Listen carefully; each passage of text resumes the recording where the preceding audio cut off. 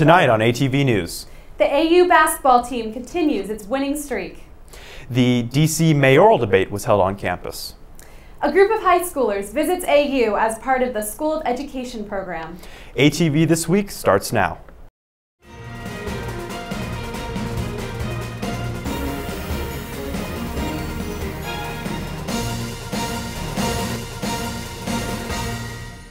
Welcome to ATV News. I'm Eric Higas. And I'm Maggie Miller.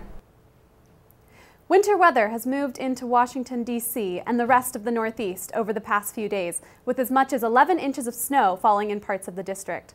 School at AU was canceled for Thursday and Friday as a result, and many drivers avoided going out to minimize ice-related incidents.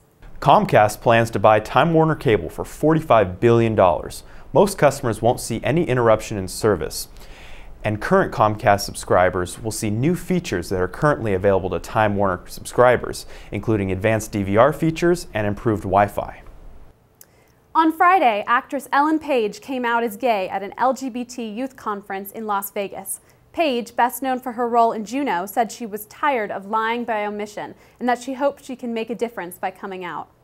She was given a standing ovation by the crowd and has since been praised by many people around the world. The Eagles played their latest game against Lehigh on Wednesday. Here's Daniela with the story. AU's 10-2 basketball team faced Lehigh today in an attempt to return to their winning ways. Coach Mike Brennan's Princeton style of play gave AU the advantage against Lehigh. Darius Gardner scored 17 points in the win. Despite their 2 losses last week, AU managed to turn things around against Lehigh. Here's what Coach Mike Brennan had to say. Tough game today. They got one of the best players in the league, and Mackie McKnight. He can go off at any time. He's dynamic and he affects the game in so many different ways. And they got one of the best freshman post players in the league. Actually, one of the best post players in the league and the best freshman in the league. Here's what the players had to say after the game. The play to make, if there's a clear outside, I'm not left. You've already through the arc until I'm going to try to do something happen. After they collapse on the outside. But it worked out there. In the end, AU won 64-44. I'm Daniela Burson, reporting from Bender Arena. It's been a busy week on the Hill. With more, we go to politics with Ben. This is Benjamin Fall with Politics. President Barack Obama warned once again that he wants to work with Republicans in Congress to pass needed legislation, but he will not wait to take action if that doesn't happen. The president also suggested that passage of Obamacare, his signature legislative victory, would be seen as a monumental achievement in the future. President Barack Obama and Vice President Joe Biden are slated to speak and take questions from House Democrats later Friday. They're heading to the Democrats' retreat in Cambridge, Maryland, where it snowed and sleeted overnight, and the roads are encrusted in ice. The Senate voted Wednesday to avert at least one chronic Washington political crisis for more than a year. With a snowstorm bearing down on the Capitol, it approved a House-passed measure that allows the government to borrow more money to pay its bills through March 2015. This has been Politics with Benjamin Fall. Thanks, Ben. Coming up, a look at the financial markets and next week's weather forecast. Welcome back to ATV News. Now we'll take a look at the week in finance with Cody. Hello, I'm Cody Cohen, and here's what's happening in the world of finance. What a great week this has been for the stock market. The Dow bounced back, gaining 360 points this week due to investors focusing on company earnings and brushing off another weak economic report. The S&P index logged its best week of the year, closing at around 1,838 points for the week.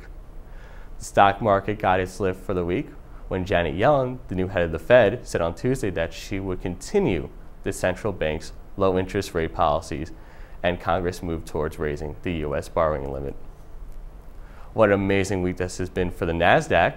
The NASDAQ nabbed its highest close since 2000 as investors looked past disappointing data on consumer spending, chalking the weakness up to weather instead of weaker fundamentals. The NASDAQ closed at 4,244 points for the week. Making headlines this week was Apple. Apple bought back $14 billion in stock in the 2 weeks since delivering holiday financial results that disappointed investors. Apple has purchased around more than $40 billion in the past year as part of a plan to buy back $60 billion. Apple CEO Tim Cook said, "It means that we are betting on Apple It means that we are really confident on what we are doing and what we plan to do. Well, there you have it. I'm Cody Cohen, and that's been your weekly financial update, bringing Wall Street to AU. A rare earthquake hit South Carolina on Friday. The 4.1 tremor was centered in a small town southwest of Columbia, the state's capital. No damages were reported, but bridge inspectors were sent out as a precaution. Only 3 similar-sized earthquakes have been felt in the area since 1970. 25,000 elementary and middle school students in Maryland have been excused from taking the Maryland School Assessment next month by federal officials.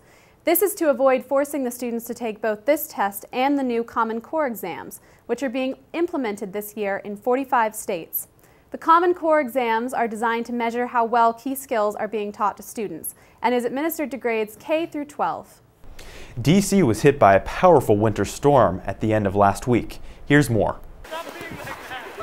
Last night, the area around American University got 11 inches of snow. Classes are canceled today.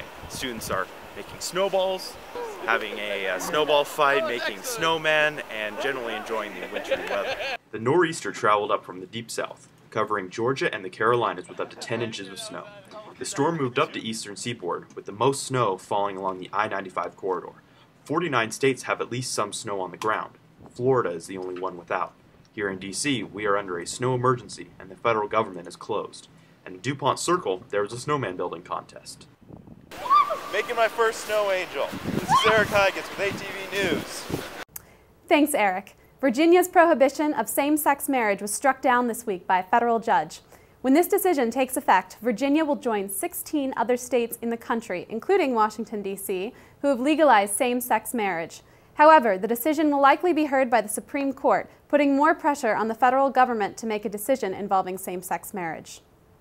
On Friday morning, a massive pileup on the Pennsylvania Turnpike backed up traffic for almost the full day. It began after speed restrictions were lifted early Friday morning, and motorists had a hard time driving on the icy roads. The first crash happened near around 8:30, causing 5 tractor trailers and 10 cars behind them to wreck.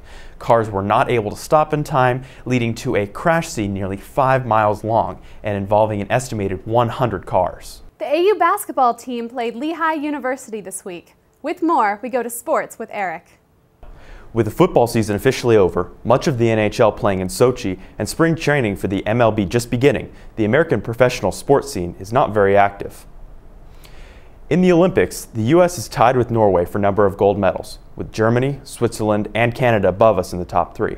But fear not, we are still in the lead with 13 medals overall. The USA and Russia are tied for lead in men's hockey, and in freestyle skiing, Team USA captured the bronze, silver, and gold medals on Friday. This first week was very busy in the Olympics, and there is much more to come in the next week. The NBA All-Star Game is tonight at 8 p.m. in New Orleans. Kevin Durant, Blake Griffin, Kevin Love, Steph Curry, and Kobe Bryant will start out in the Western Division, and LeBron James, Paul George, Carmelo Anthony, Dwayne Wade, and Kyrie Irving will start on the East's team. Also in basketball, your AU Eagles shook off a 2-game losing streak, beating Lehigh 64-44 last Wednesday. Their next game is this Wednesday at Boston University. That's it for This Week in Sports. For ATV News, I'm Eric Higgins. Thanks, Eric. Coming up on ATV News, high school students visit AU as part of a School of Education global initiative. We see what's happening in world politics, and how is Mariah Carey's new album being received? We'll see after the break. Welcome back to ATV News. Mariah Carey came out with a new album this week. With more, we go to Jalen. Hi, this is Jalen Chapman for ATV News Entertainment. Drake is not one to let his opinion go unheard. This week, in an interview with Rolling Stone magazine, he addressed his issues with Macklemore posting his apology to Kendrick Lamar on Instagram. This was shortly after the rap duo took all but one award at the Grammys. Calling the gesture whack as F, Drake challenged them to make better music, and that he, along with the other rap nominees, deserved apologies if there was any true remorse to be had and displayed in a public manner.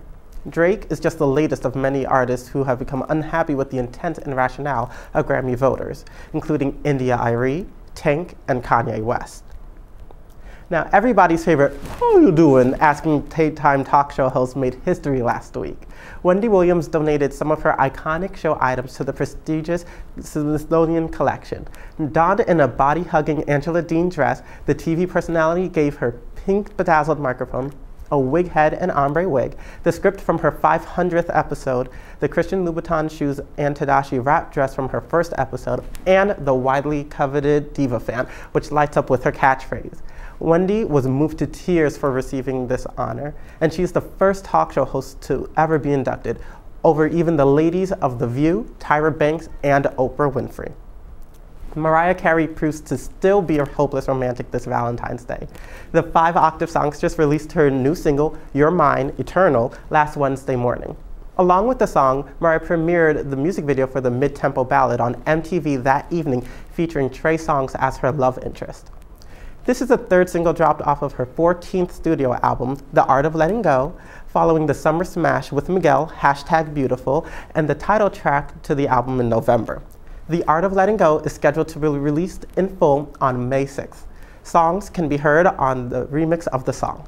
And this is Jalen Chapman for ATV News Entertainment. A group of high schoolers came to DC and visited AU. Here's more on the story with Emily. A group of high school students from Texas came to American University seeking advice on what they can do to promote a healthier lifestyle amongst their generation.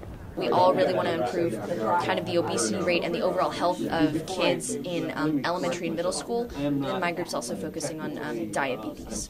The students came to DC for field research for a senior class project focusing on health and fitness. While at American University, they met and were able to ask questions with people who work for different health organizations. What we kind of wanted to talk to y'all about is maybe what strategies you could implement in elementaries to help start that change. Some advice that was given to the students was to stay organized, have passion, and not to quit. Begin to develop a change agent strategy to take to the school administrator, to take to the Board of Education, to get some parents involved. I was primarily trying to provoke an awareness that young people can play a major role in turning this ship of state around with respect to public health. The students left the meeting with tips on what can be done to help launch their ideas, as well as contacts in the health and fitness areas. I'm Emily Jeffers reporting for ATV News. Thanks, Emily. Volkswagen workers at a plant in Chattanooga, Tennessee voted Friday to reject joining a union. This is a blow to the United Automobile Workers Union, which was attempting to unionize a foreign-owned car factory for the first time. Volkswagen reportedly stayed out of the decision completely and left it up to the workers to decide. In the end, 53% of workers voted against unionizing, a narrow margin. A mysterious rock that resembled a jelly donut was found on Mars by the Intrepid rover. It seemed to appear out of nowhere and had scientists wondering how it appeared after not being in the same place a few days earlier. It was determined that it was not little green men messing with our rover, but that it was kicked up by the dust, out of the dust when the rover went by. UN negotiations continue regarding Syria. With more, we go to World News with Abby. This is Abby Weaver with ATV World News. The Syrian government's refusal to accept a compromise proposed by UN mediator Lakhdar Brahmi has put the future of deadlocked Syrian peace talks in question. Brahmi says the two parties ended a second round of talks Saturday without even discussing a date for resuming negotiations. Delhi will be brought under President's rule, and the Assembly will be kept under suspended animation with the Union Cabinet on Saturday, accepting the recommendation of Lieutenant Governor Najib Jung in this regard. Jung has rejected the recommendation of outgoing AAP government that the Assembly be dissolved. More protests are expected here Saturday, and the government has called for a march after nationwide protesters continued for a third straight day in Venezuela. Protesters burned trash and pelted police with stones Friday in the city's plaza, Altamira, long a focal point for opposition unrest. Thanks, Abby. Coming up on ATV News, the DC mayoral debate was held on campus, and we are facing more winter weather in the upcoming week. Welcome back to ATV News. The Washington, D.C. mayoral debate was held at AU this past week. With more, we go to Emily. Now let's welcome the Democratic candidates in the April 1st primary, April Fool's Day. Candidates, come on out. I'm not calling your names. Rita Lewis, Jack Evans, Vincent Orange. The 2014 D.C. mayoral debate took place at American University on February 12th, where each participant is a candidate for mayor of the District of Columbia. The 6 candidates in the debate each were vying to gain votes for the April 1st Democratic primary. Candidates included Carlos Allen, Vincent B. Orange, Andy Shalal, Tommy Wells, Jack Evans, and Rita Lewis. Mr. Orange. All the candidates answered questions on corporate contributions, decriminalization of marijuana, fire cadet programs, and height restrictions of buildings, as well as questions sent in from audience members. Candidate Andy Shalal had to say, I believe we need a new vision, new leadership, and new direction for the city, and I ask for your vote on April 1st. Candidate Jack Evans said, I'm running for mayor because I will bring the leadership, knowledge, and experience necessary to run our city and to make this city, which is prospering today, to share that prosperity with everyone in the city. Candidate Vincent Orange said, a very reasonable and a fair approach to governing the affairs of the District of Columbia while leaving no one behind and taking no one for granted. Candidate Rita Lewis had to say, is that, you know, we've got to get it right. And it can't just be in one neighborhood. It has to be all over. It has to be from Ward 1 to Ward 8.